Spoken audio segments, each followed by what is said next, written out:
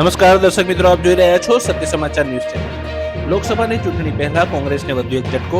કોંગ્રેસના ધારાસભ્ય સીજે ચાવડાએ આપ્યું રાજીનામું. કોંગ્રેસના વધુ એક ધારાસભ્ય રાજીનામું આપે તેવી શક્યતા.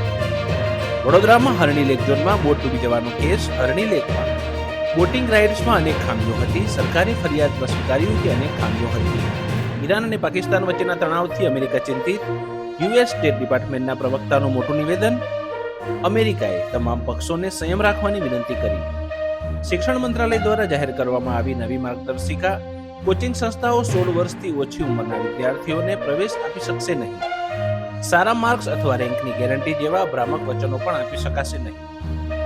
શેરબજારમાં શનિવાર અને રવિવારે રજા હોય છે. શનિવારે 20 જાન્યુઆરીએ શેરબજાર ખુલ્લું રહેશે. ઇન્ટ્રાડે સ્વિચ ઓવર માટે ખાસ સેશન.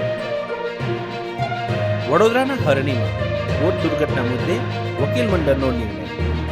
વકીલ મંડળનો કોઈ પણ વકીલ આરોપીનો નહીં લડે કેસ.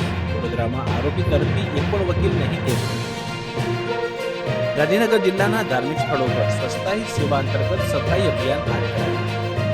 ગુજરાત યુનિવર્સિટીના 72મા દીક્ષાંત સમારોહમાં 51,622 વિદ્યાર્થીઓને પદવી, ડિપ્લોમા અને પ્રમાણપત્રો અર્પણ કરાયા.